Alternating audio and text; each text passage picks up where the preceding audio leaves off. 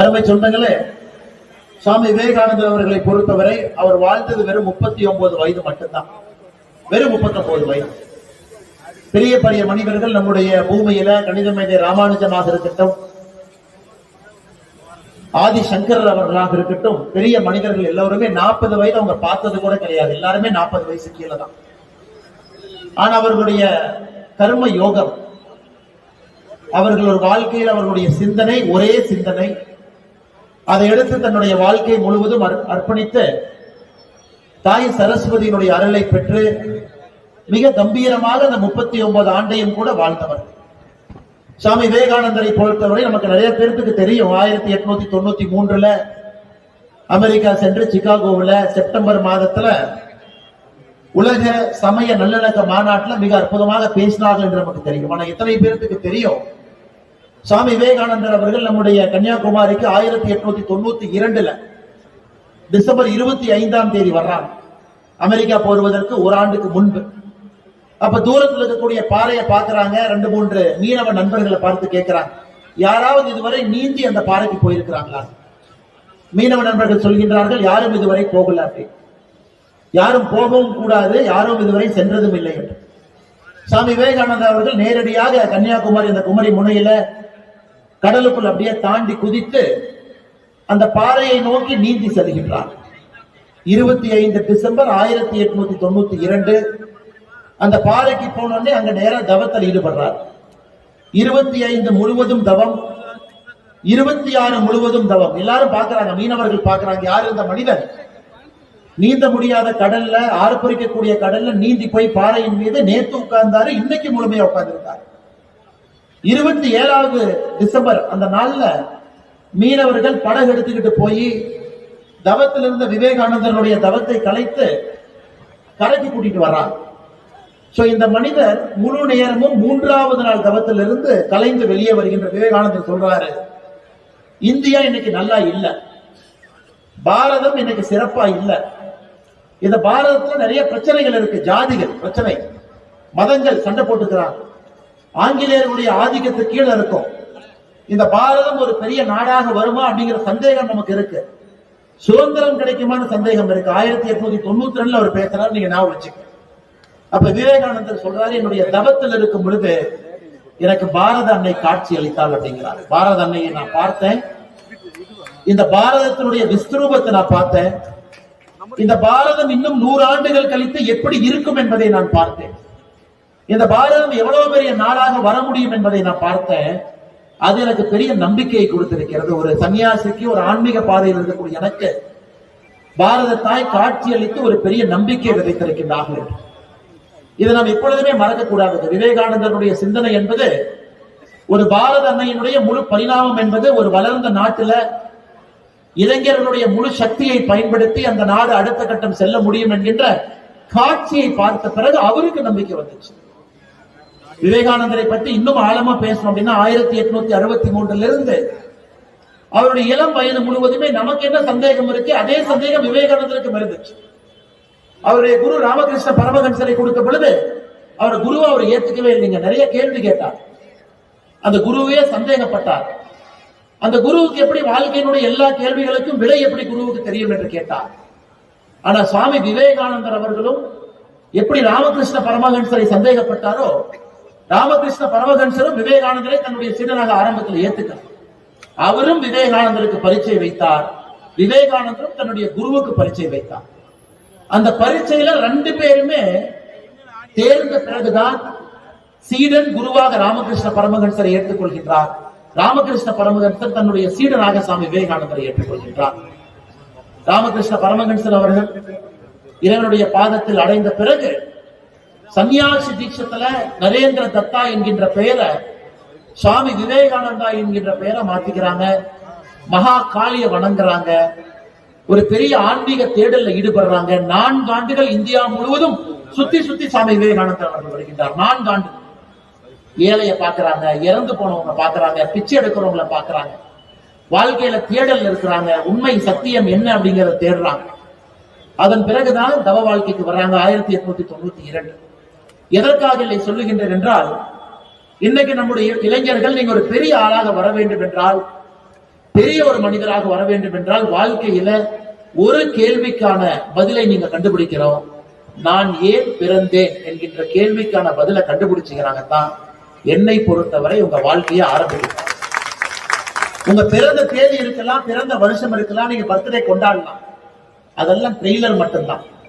நான் ஏன் பிறந்தேன் என்கின்ற கேள்விக்கு பதில் கிடைத்த நாள் தான் இந்த பூமியில நீங்கள் பிறந்த முதல் நாளாக அது கணக்கு.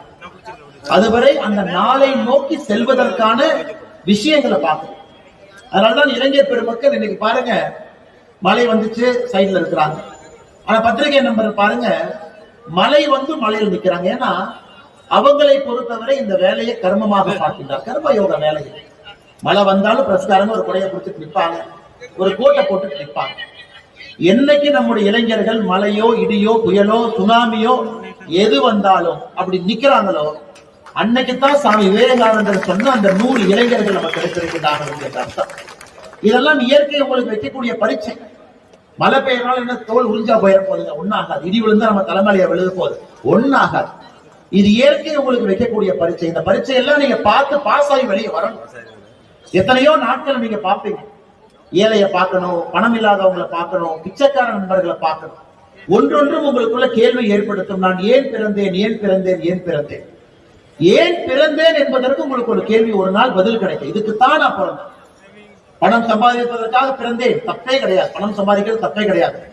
சேவை செய்வதற்காக பிறந்தேன், தப்பே கிடையாது. இல்ல நான் பத்திரிகையாளராக செய்தி சேகரிப்பாளராக இருப்பதற்காக பிறந்தேன், தப்பே இல்லை. ஆனால் ஏன் பிறந்தேன் என்பதை நீங்கள் மிக வேகமாக கண்டுபிடிக்க வேண்டும் என்கின்ற அன்பான வேண்டுகோளை நான் வைக்கின்றேன். காரணம், அது சொன்னீங்கன்னா மட்டும்தான் உங்க மனசு சமாதானம் ஆகும். உங்க மனசு சமாதானம் ஆகாத வரைக்கும் என்ன கிடைச்சாலும் நீங்க அதை ஏத்துக்கவே மாட்டீங்க. ஒரு வீடு வாங்கினீங்களா, இன்னும் 2 வீடு வேணும். ஒரு கார் வாங்கினீங்களா, 2 கார் வேணும். அமைச்சர் ஆயிட்டனா அடுத்து ஒரு பொறுப்பு வேணும். முதலமைச்சர் ஆயிட்டனா அடுத்து பிரதமர் ஆகணும். பிரதமர் ஆயிட்டனா அடுத்து என்ன ஆகணும்? இன்னைக்கு டொனால்டு ட்ரம்ப் பாருங்க, இன்னைக்கு அவருடைய சமூக வலைதள பக்கத்துல போட்டிருக்காரு, அமெரிக்காவுடைய பிரதமரும் நான் தான், ஜனாதிபதியும் நான் தான், வெனிசுலா நாட்டினுடைய ஜனாதிபதியும் நான் தான். அப்புறம் அவருக்கு அமெரிக்கா ஜனாதிபதியாயும் பத்தல, பக்கத்தில் இருக்கக்கூடிய வெனிசுலாவுடைய ஜனாதிபதி ஆக முடியுமா? இல்ல அந்த கிரீன்லாந்து டென்மார்க் இருக்குது, அதுவும் நம்ம பிடிக்க முடியுமா? ஆனால் மனிதனுக்கு பொறுத்தவரை ஒரு பணமோ ஒரு பொருளோ ஒரு பொறுப்போ ஒரு பவரோ அது நிறைவு என்பதற்கு அர்த்தம் இல்லை.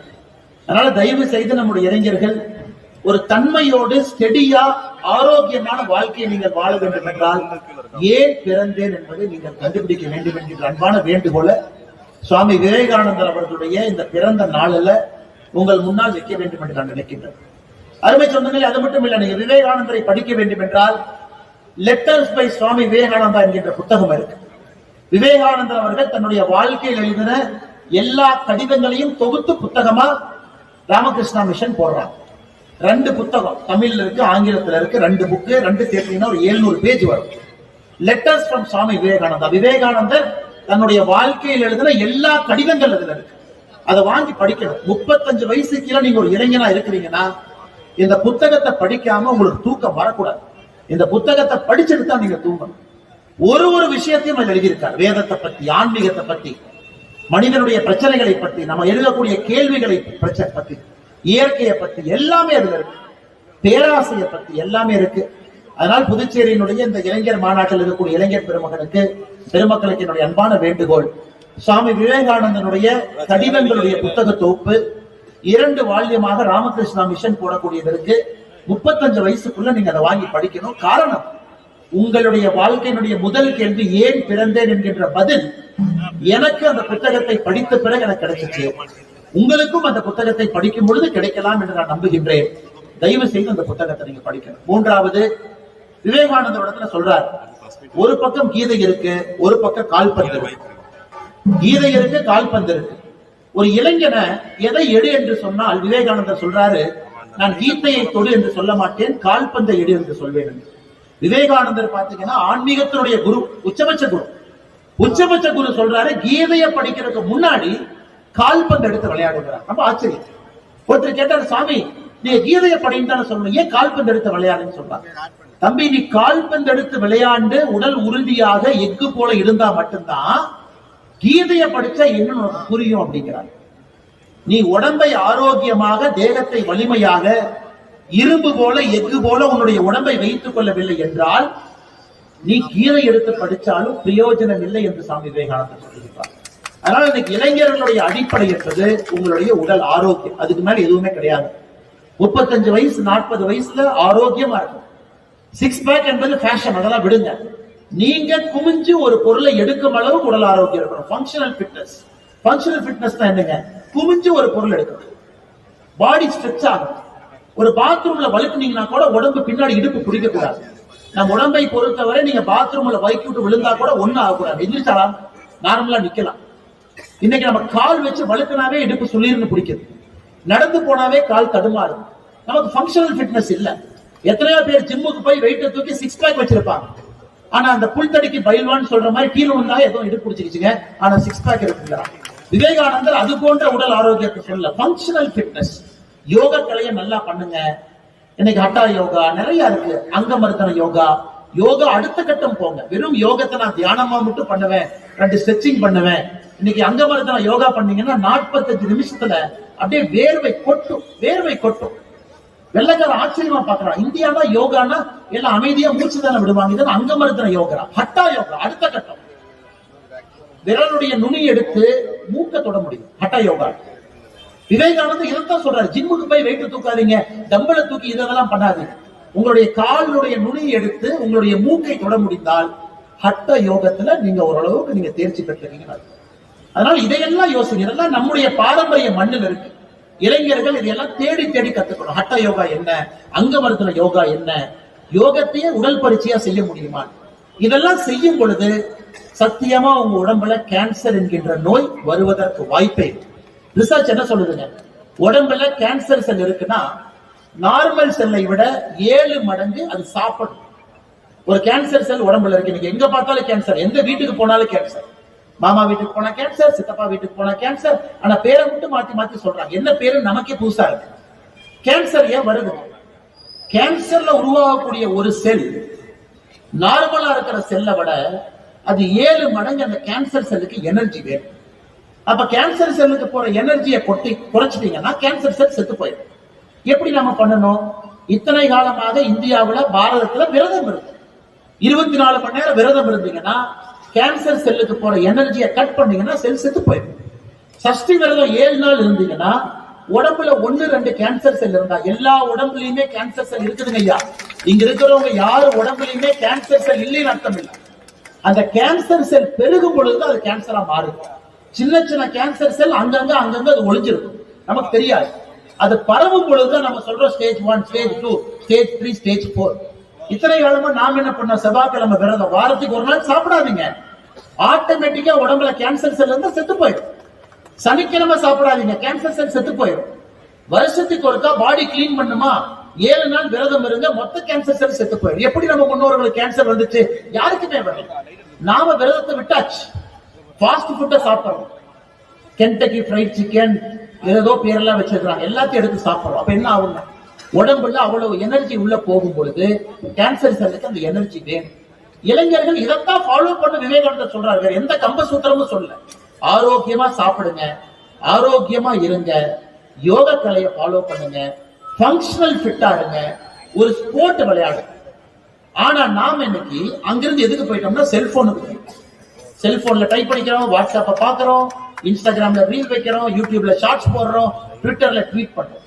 இதுக்கு நாம் நேரம் செலவழிக்கும் பொழுது உடல் ஆரோக்கியத்திற்கும், தேக ஆரோக்கியத்திற்கும், மன ஆரோக்கியத்திற்கும் எங்கிருந்து நேரம் கொடுக்க முடியும்? ஆனால் அன்பு சொந்தங்களே, இந்த விவேகானந்தருடைய தினத்துக்கு இத்தனை பேர் நம்ம வந்திருக்கோம். நம்ம வந்தோம், அவார்டு கொடுத்தாங்க, உள்துறை அமைச்சர் வந்தாங்க, சூப்பரா பேசினாங்க, மாநில தலைவர் அருமையா பேசினாங்க. இந்த விழாக்கு 5 எம்எல்ஏ வந்திருக்கிறாங்க, 3 அமைச்சர் வந்திருக்கிறாங்க. ரொம்ப சந்தோஷம். அதுக்காக இந்த விழா இல்லைங்க. இந்த விழாவிலிருந்து வெளியே போகும் பொழுது நம்ம 3 விஷயம் என்ன கத்துக்கிட்டோம் அப்படிங்கிறது தான் இந்த விழா. 3 விஷயம் என்ன கத்துக்கிட்டோம்? நல்லா சாப்பிடணும், இளைஞர்கள் ஆரோக்கியமா இருக்கணும், உடல் தேகத்தை பலமா வச்சுக்கணும். அதன் பிறகுதான் எல்லாமே. அதன் பிறகு நீ கீதையை படி. கிருஷ்ண பரமாத்மா அர்ஜுனனுக்கு சொல்ல எல்லா ரகசியமும் உனக்கு புரியும். ஆனா நாம இன்னைக்கு கீதையை படிச்சாமே ஒண்ணுமே புரியல. என்ன சொல்றாரு? அது இங்கிலீஷ் டிரான்ஸ்லேஷன் புக்கை கொடுங்க, தமிழ் மொழியாக்க கொடுங்க, மொழிபெயர்ப்ப கொடுங்கன்னு கேட்கறோம். ஆனால் அன்பு சொந்தங்களே, இளைஞர் பெருமக்கள், விவேகானந்தருடைய கடிதங்கள் தொகுப்பு 2 புக் இருக்கு. ராமகிருஷ்ணா மிஷன் நீங்க படிக்கணும். முக்கியமா உடம்ப ஆரோக்கியமா உணவுல இருந்து கட்டுப்பாடோட வாழணும். ஒரு சுய கட்டுப்பாடு, தூங்குற நேரம், எந்திரிக்கிற நேரம், மிச்ச நேரத்தை சுய கட்டுப்பாடோட வாழுங்க. இந்த 3-4 விஷயங்கள் மட்டும்தான் உங்களுக்கு சொல்ல வேண்டும் என்கின்ற ஆசை.